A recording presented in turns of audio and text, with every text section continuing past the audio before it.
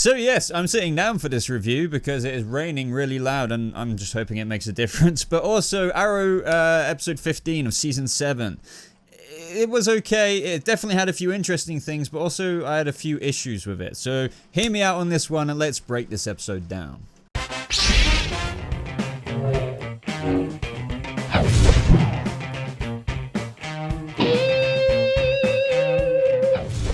How's it going, Vigilantes? Welcome to an Arrow Season 7 review. Now this is for episode 15, and this episode was okay. I mean, there were definitely some parts I really enjoyed about it, and I just felt like, other than that, this episode was just an okay episode, but it just threw in a couple of things that didn't really totally add up to me, and I don't want to sound nitpicky, but you know, once I explain them, hopefully maybe you'll agree with them. But then again, I know a lot of people, as people like to put it, go on a ride with these shows, and you know, you shouldn't always look at these kind of things for the way they are, but you know, I look at these things critically. So when I see stuff like this, you know, it kind of, you know, is open to criticizing. But we got a couple of really cool things.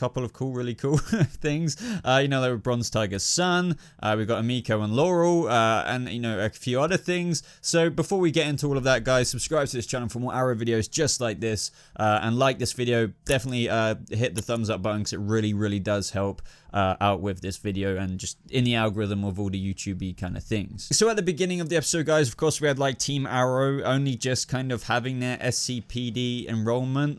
Really, they should have kind of had this as soon as they got deputized, but I guess they were just saving it till this episode. Or, you know, I guess you could also argue and throw in there that, oh, they went out there, did their things, you know, their own way, and then the SCPD didn't like that, so that's why they've got them in for this kind of enrollment thing. But either way, this part of the episode was funny right at the beginning. You know, Oliver was just slaying the other SCPD officers on the self-defense map. Felicity was struggling with them using the computers legally, if you will, because as we all know, Felicity loves to use the backdoor loophole kind of things, which he actually does do later on this episode. You know, just essentially just the SCPD are wanting to make sure that Team Arrow are all on the same page with the legal way to do things this episode. But that is where this episode kind of, you know, a fork in the road begins to happen with the way they presented it at the beginning versus the way they went off the books and then on the books again, but then went off the books by the end of the episode and it was just okay. But apparently they did it legally. But it just didn't. I'll get to that. Now, I totally get the motivation for all of this. Oliver, especially with the things that happened to William as of late in this season, you know, this is the best thing to do for not only Star City, you know, doing it the legal way and working with the SCPD and all that, versus the past, and also for their baby, their upcoming baby.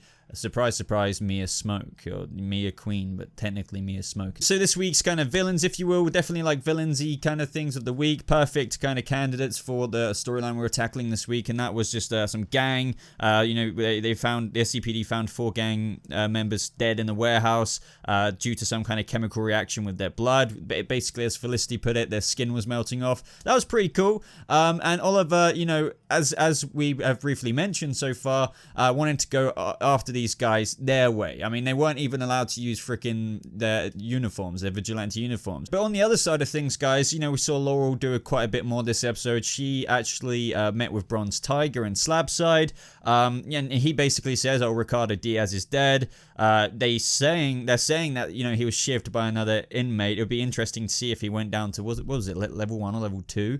You know, but anyway, I don't necessarily believe that Ricardo Diaz is dead. The actor himself as well, Kirk Acevedo, I believe you pronounce his second name. I could be wrong there, but you know, is saying, you know, oh, what if a dragon is reborn in flames or something? I'm paraphrasing what he said, but essentially, I don't think he's dead. But obviously, Bronze Tiger is communicating this with Laurel. She was kind of a bit shook because obviously there's a whole big history with, you know, Laurel and Diaz, obviously. But essentially, this all went along fairly smoothly into the point where he was just like, oh, I want to see my son. You know, if you can do that, then, you know, we might get something going here. And that is when, guys, they have essentially revealed that Connor Hawke is Bronze Tiger's son. I mean, as soon as he entered the room, he was literally like, oh, Connor. And then as he was hugging him through, like, was it through the bars? I can't remember. It doesn't really matter. He was hugging him and he said, oh, my little hawk. So his name's Connor, whatever. His nickname's My Little Hawk. add 2 and 2 together. So essentially, guys, you can kind of see the storyline they're hitting up here. Obviously, in the future, Connor Hawke is like John Diggle Jr. Oh, what's going to happen there? Diggle's, well, more than obviously going to adopt him when Bronze Tiger passes away for whatever reason. So that means Bronze Tiger is going to have to pass away probably by the end of this season, doing something probably anti-hero-esque kind of, you know, good man Bronze Tiger that we've known, well, from this season onwards. Well, technically not at the beginning, but, you know, Oliver and him, they made it very apparent that he has a good heart. So I think that's going to be the case. Plus, you know, he saved Lila before, I'm pretty sure. They made a big point of that this season when, you know, they were both in Slabside. And Diggle was learning that for the first time. But moving onwards, we got Team Arrow on the field eventually, and this is where things, you know, I completely understand the frustration of Oliver and everyone else. They're essentially being given, you know, a standard issue SCPD weaponry. They can't even use their own weaponry. This is just a disaster. You know, this went predictable in the sense that Oliver argues with an SCPD officer on how to go in on the mission to get those guys who are doing the blood chemically kind of thing. There was actually a pretty cool moment on the field where Dinah tries to use a Canary cry, and that didn't work, and this is where that was kind of going with that cut that we saw in the future. We never saw her use it, so it looked like it was going that way, and it looks like, you know, that's the case now. Dinah can't use it, and I love that moment when Oliver was just like, then you're doing things the wrong way. Essentially, vigilantes are more effective, you know, especially the way they've proven it in this episode, but I do get the SCPD side of things. It's like, well, you kind of don't always know. A vigilante might be, you know, speaking with such conviction that somebody is right, but, you know, if you need hard evidence, you know, complete hard evidence. So I do get both sides of the story, even though Oliver was right. So he went off the books and confronted James Midas, without the SCPD's approval. As soon as this was happening, I was like, yep, we all know where this is going. He essentially got him to admit his involvement with the chemical thing. But, you know, we saw the freaking mayor apologize to this scumbag crook, James Midas, or whatever his name is, because essentially the confession that Oliver got out of him was just under a threat of his face going in that hydrofluoric or whatever acid it was. So yeah, it was inadmissible or whatever you want to call it. So it was just very predictable where this was going, and I totally get how Dinah's hands are tied as well when she was asked, are you the captain or are you the vigilante? And she had to answer captain, especially with the point they made with her throat, and she's not even got the Canary cry. She was worried that maybe the captain's C is all she had left. So I totally understand how she's really kind of struggling to balance both her friends and the SCPD way of things, because she's on both sides of it. She's freaking Black Canary. She wants to do things their way as well. And oh, the Arrow Cave is back. Good to see that back. They've definitely got that turned around very, very quickly. I suppose it has been a few weeks since that documentary, but I don't know, whatever. We've got it back. It's really cool. It was really nice seeing how Diggle reacted to Felicity and Oliver being pregnant. Now, this is where Diggle made a point, and it definitely made a few screws like turn in my head, like the wrong way. I mean, for example, so he says, doing things the old Team Arrow way would mean, you know, Oliver in prison, everyone on the run. And I was just like, oh yeah, because, you know, when Diggle walked in and they got the baby part out the way, they were essentially talking about doing it the old way and, like, you know, screw the SCPD. And Diggle had to point out that doing things the old way, as good as it was, would mean you'd be in prison and everyone be on the run. That's not I just thought to myself, how did they not realize this? Am I missing something here? But, like, they were going to go and, you know, do it off the books, kind of screw the SCPD way of things, and they needed Diggle to point out that things would, he said it so himself, they'd be going back to square one. I just think that's so stupid. Like, oh, we totally forgot that I went to prison for this. Oh, I totally forgot that if we do this, then we're essentially illegal vigilantes, and it's just silly. But then Oliver drops the line again, or maybe it was Felicity, I can't remember, but, like, you know, this is all for the future of the baby. And, like, I get that, even though it all goes to shit anyway. Quite literally, all of this is for diddly squat. I mean, I know, like, in the future, probably what we're seeing right now is gonna, like, come to a close in a good way, but everything they're doing right, wait, that doesn't matter. But anyway, getting on to the point. Is that the next bit they say is, like, they apologize for going off books, you know, when Oliver, you know, was interrogating that guy over the acid ride, and then they proceed to go off the books with Dinah, yet the right way.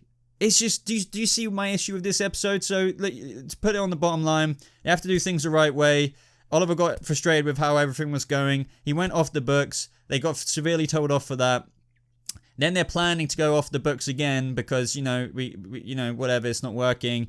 And then they apologize for it, and now they're going off the books again, which they're not technically allowed to do. They're not allowed to wear the uniform. They're not allowed to wear the weapons or anything like that. And they do it anyway, just the right way, and with Dinah's, you know, captain, how do I put it? Like babysitting, I guess. I don't know. Now, this is when Team Arrow go after James Midas again in true Team Arrow fashion. This was awesome to see. And I do get it for that one person who's got a comment. But, you know, behind the scenes, they must have like orchestrated this more of the SCPD.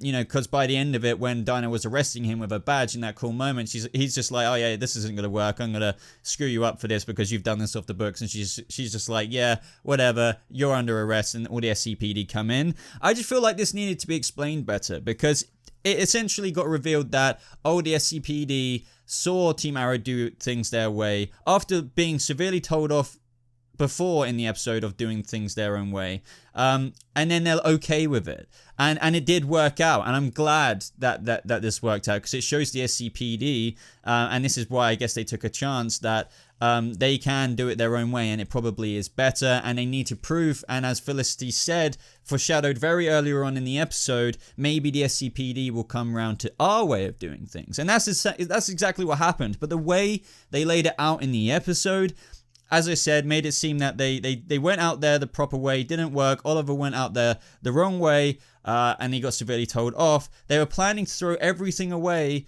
As Diggle pointed out, they would be back at square one. He'd be back in prison, blah, blah, blah, blah, blah. But then they apologized to Dinah for doing it the wrong way, but then they proceed to go and finally close in on James, the guy behind all of this in this episode, with their weapons, with their costumes, with brute force, everything in that first opening line, I think, of the episode the SCP didn't want. Now, as I said, yes, comic book logic would dictate that they obviously, Dinah probably begged the mayor, or like begged the SCPD like people to be like, look, we're going to give them one more chance to bust this operation in their own way, and let's see if it works more effectively. Yeah, it contradicts everything the SCPD actually wanted them to do. It's just, I know I've been going on about this for a while now. I think maybe if they added one more scene of them saying, okay, you have one chance to show us how you can do it, and probably do it a little bit better and a little less rough than what you normally do, but if you have your weapons and your suits, can you pull this off? Then that would have made more sense. But I do understand some people that, oh, Boba, you know, you're looking too much into this. Like, I don't care about this. The episode was fine, blah, blah, blah. I get how you can look at things like that, you know, without looking too deep into it. But when you, as I said, look at it critically and you see things like this, they are flaws. They quite literally are, but it just might not bother some people, which is fair enough. But anyway, I've been saving this to this part, and I'll get to the flashbacks in a second. Laurel meets with Emiko because she essentially learned from Bronze Tiger, which I didn't talk about earlier, that the killer walked right past his cell, and that was none other than someone in green leather, but obviously not Oliver Queen. And who else could that be? Emiko Queen. Now, I thought this was a cool twist where we kind of learned that last time, but now it's quite cool how Laurel knows it. But the only, way Emiko combated this is essentially being like, oh, why would they believe you, Black Siren? It's just, that's not really much of a point. I guess it is, in the sense that she's not fully redeemed, but she's pretty close with people like Felicity now, buying her freaking groceries and stuff, so I'm pretty sure they would listen to Laurel about Emiko. However, yeah, I can imagine that they'll throw in Oliver being like, why would you say that about my sister? But she's not bad, blah, blah. And then, like, after a few episodes, he learns that she is. It might go that way. It's going to be interesting to see. And then as for the flashbacks, guys, it was essentially all Mia and William trying to find a cassette player thing from the 80s, which is, you know, worth like $500 or something, which is interesting. It was just a whole bit of back and forth with Mia, like, you know, just being annoyed at William, and then like all of a sudden okay with William, and even holding his hand saying, oh, we can listen to this together. I just find her character a bit, even though I really am liking these flash forward scenes at the same time, it's just a bit too opposite ends extreme. Like, oh, screw you Team Arrow, I'm gonna walk away, and then like, oh, within one line they can all drag her back, if that makes sense. That happened, I think, a couple of episodes back when, you know, Connor Hawk's like, oh yeah, Diggle told me to watch over you, if you remember back then. And in this episode she was like angry with William for not listening to her, and then like affectionate in a brotherly, sisterly way about listening to the tape from Felicity. I don't know, I just thought I'd chuck that out there. You could argue it's her characteristics or something. But moving on to Felicity's message, she said that we had to keep the two of you apart to protect you. but that was basically it. Don't come follow me, but oh, here's some coordinates to the glades. So I thought the flashback scenes were like okay this episode, but the main thing out of it is that they are now going to go into the glades. They're not going to listen to what their mother, well, technically Mia's mother, had to say.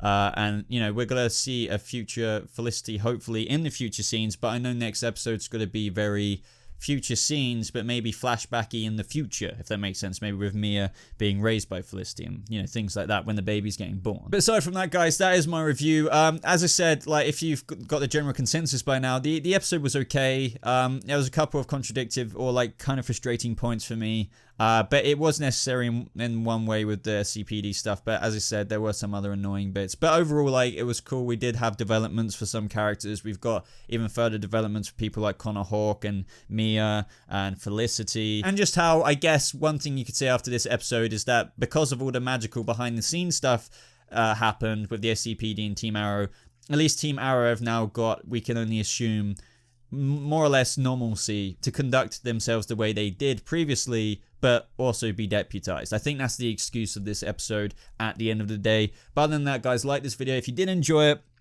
Subscribe to this channel if you want to see more Arrow reviews just like this. As always, links are in the description down below to my social media, to other places you can support me like Patreon, where you can get a shout out on the screen like you're seeing right now, and other rewards, and also check out my merch shop. But aside from that, Vigilantes, I hope you have a lovely rest of your day. Thank you so much for watching, and I'll see you in the next video. Goodbye.